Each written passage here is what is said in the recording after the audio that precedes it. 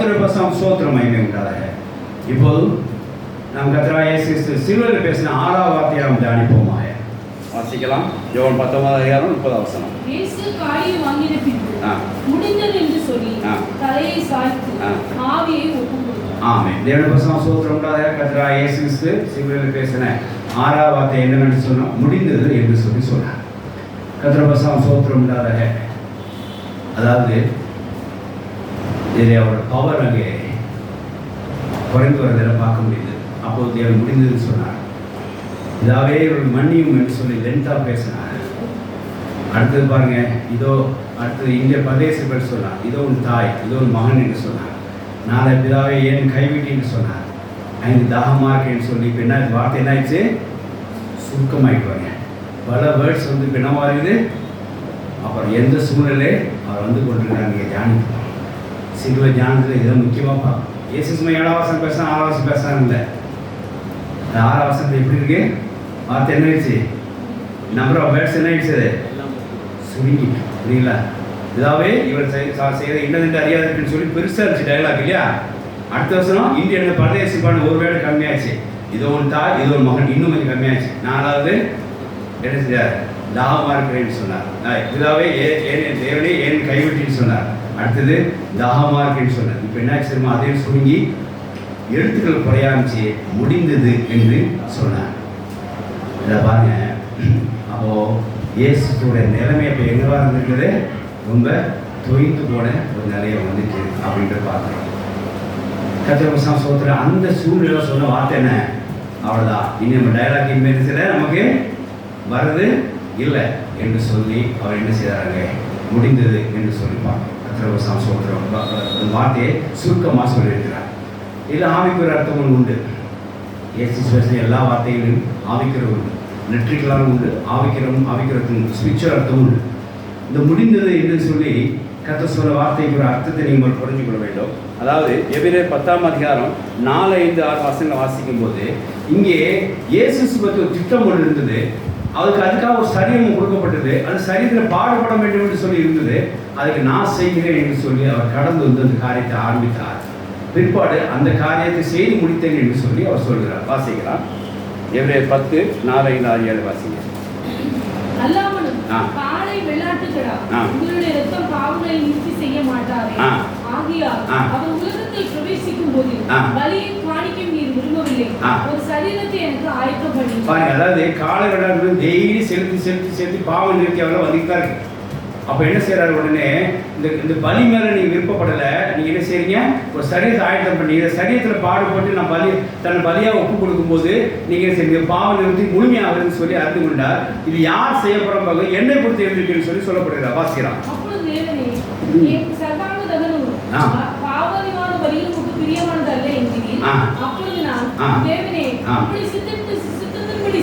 இதோ உங்க சித்தப்படி செய்ய இதோ நான் வருகிறேன்.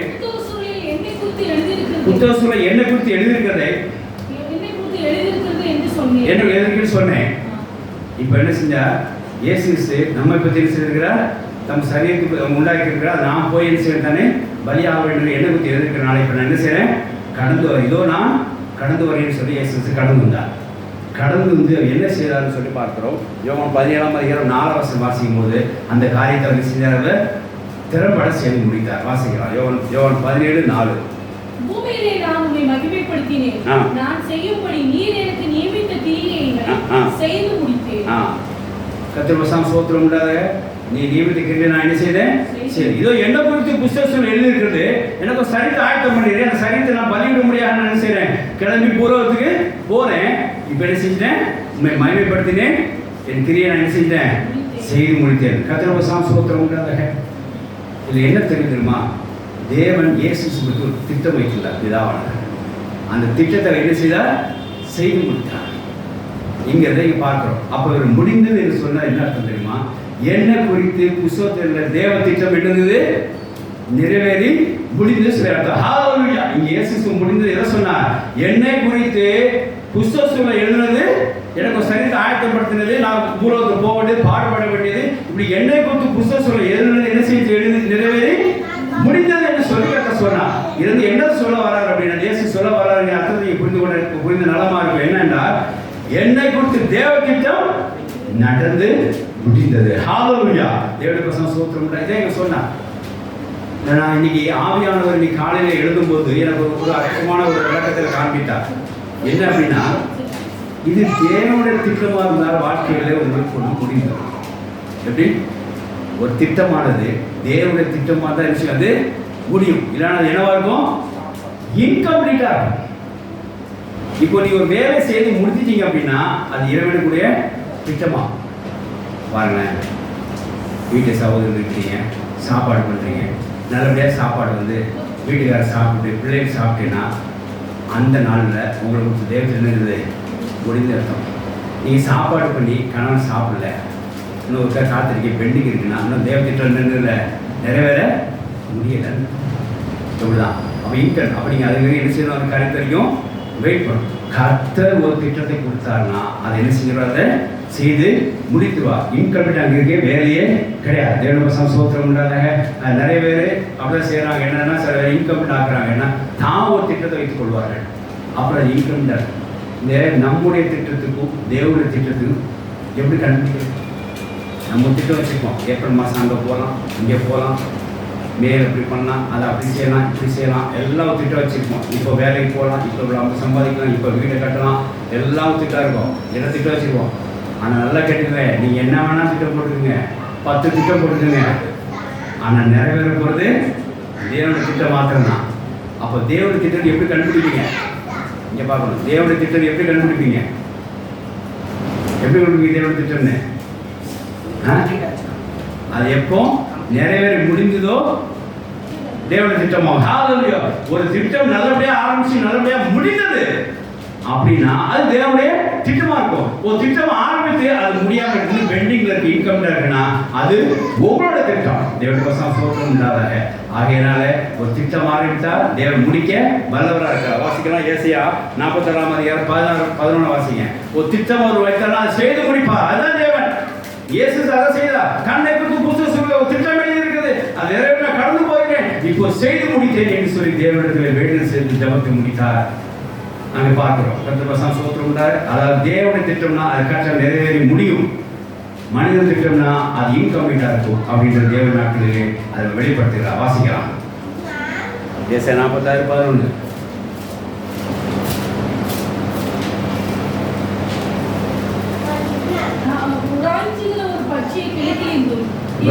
பச்சை கிழக்கிலிருந்தும்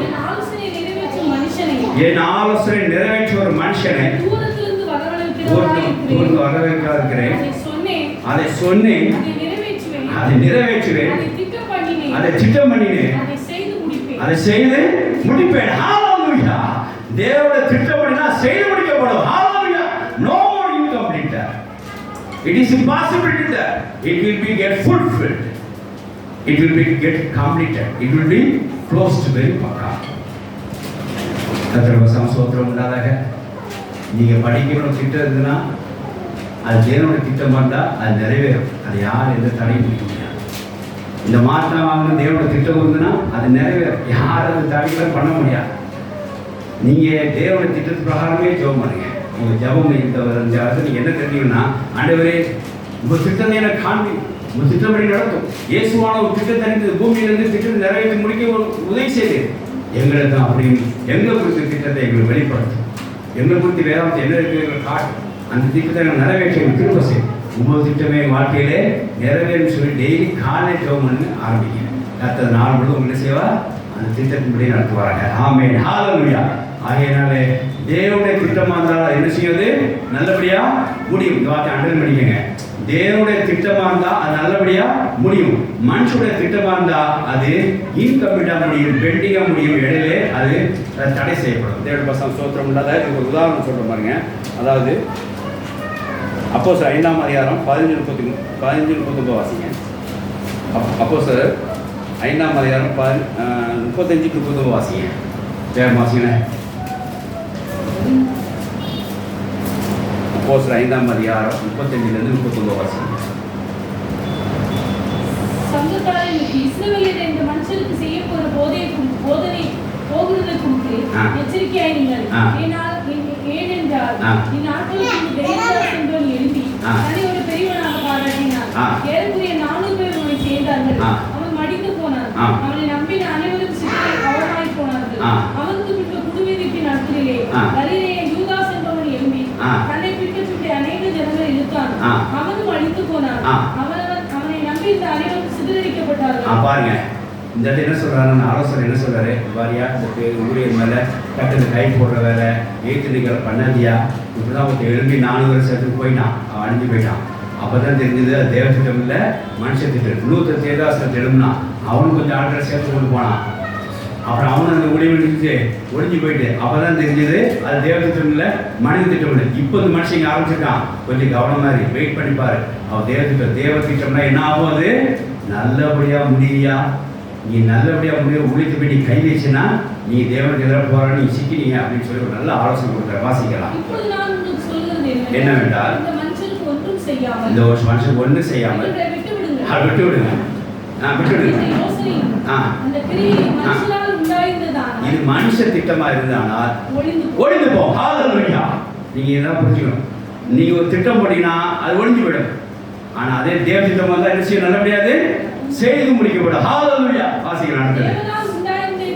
தேவனா உண்டாயிருந்தது ஆனால் நீங்க ஒளிந்து ஒன்றா செய்ய முடியாது. அந்த திட்டத்தை நீங்க அடிக்க முடியாது, நடந்தே தீரும், அது முடிந்தே ஆகும். ஹalleluya. வாசிக்கலாம். தேவனோடு போர் செய்கிறவர்களாய் காணப்படாதபடிக்கு பாருங்கள். ஹalleluya. இப்போ புரியுதா? தேவனுடைய திட்டமா இருந்தால் அது நடந்தே செய்து முடிக்க முடியும். மனுஷோட திட்டம் வந்தால் என்ன செஞ்சது, ஒளிந்துவோம். கை மாட்டிக்காம எடுங்க. பார்த்துட்டே இருக்கிறீங்க. தேவனுடைய திட்டமா இருந்தால் அது என்ன செய்யும், நடந்தே செய்து முடிக்க முடியும். மனுஷோட திட்டம் வந்தால் என்னவாகாது, ஒளிந்தே போகும். அதனால இங்கே கர்த்தராகிய இயேசு கிறிஸ்து தேவனுடைய திட்டப்படி அந்த புத்தகத்தில் இப்படி வந்தார், செய்து முடித்தார், முடிந்தது என்று சொன்னார். ஏனென்றால் அது தேவனுடைய திட்டத்தை முடித்தார். ஹalleluya. அப்படியே நம்ம வாழ்க்கையிலே நிறைய பாவங்கள் முடிந்தது என்று சொல்லி ஒரு தேவ திட்டம் இருக்கிறது. நம்மளோட வாழ்க்கையிலே பரிசுத்தமாகக்கூடிய என்று சொல்லி ஒரு தேவ திட்டம் இருக்கிறது. நம்ம வாழ்க்கையிலே நற்கிரிகள் செய்யணும்னு சொல்லி தேவ திட்டம் இருக்குது. இவைகளாம் செய்து முடிக்கிறதுக்கு கர்த்தர் கிருபை வேணும்னு சொல்லி ஜெபம் பண்ணி எப்படிங்க, பாவங்கள் முடிந்து சொல்றதுக்கு சாட்சியாக ஒரு தேவ திட்டம் இருக்குது. பரிசுத்தமா இருக்கிறேன்னு சொல்லி சாட்சியாக ஒரு தேவ திட்டம் இருக்கிறது. தேவனுக்கு பிரியமா இருக்கிறேன், அல்லது தேவனுக்கு நற்கிரிகள் செய்கிறேன், தேவன் ஊழியத்தை செய்கிறேன், தேவனுடைய சித்தத்தை செய்கிறேன், அவர் திட்டத்தை செய்கிறேன் என்று சொல்லி ஒரு தேவ திட்டம் இருக்கிறது. இதெல்லாம் செய்து நடந்து முடிக்க வேண்டும் சொல்லி இயேசு நானும் செய்து முடிக்க வேண்டும் சொல்லி தேவ திட்டத்தை செய்யணும்னு சொல்லி நீ ஜெபம் பண்ணுங்க. அந்த நாட்டில் தேவ திட்டம் செய்து உங்களை ஆசீர்வதிப்பாராக. தேவனுடைய பசம் சோத்திரம் உள்ளதாக. ஆகினால் இந்த இயேசு கிறிஸ்து 6வது வாக்கியத்திலே முடிந்ததுன்னு சொல்லி என்னன்னா, தேவனுடைய காரியமாக இருக்கிறபடியா தேவனுடைய திட்டம் இங்கே முடிந்ததுன்னு சொல்லி இயேசு கிறிஸ்து அங்கே சிலுவையில் 6வது வார்த்தையாக பேசினார். அதே போல நம் வாழ்க்கையிலே நம்ம தேவ திட்டம் எதுவாக இருந்தாலும் நல்லபடியாக செய்து முடிக்கப்படும். தேவ திட்டம் இல்லாத நம்ம திட்டம் எதுவாக இருந்தால் அது ஒழிந்து போகும், அது நடக்காது. ஆகினால் தொடர்ந்து தேவ திட்டம் மாத்திரமே நம் வாழ்க்கையை நல்லபடியாக முடிக்க நாம் ஜெபம் மூலமாக கர்த்தர் தொடர்ந்து நமக்கு தேவ திட்டத்தை நிறைவேற்றுவாராக. கர்த்தர் அவரை வார்த்தையில் ஆசீர்வதிப்பாராக. ஆமென். ஹalleluya.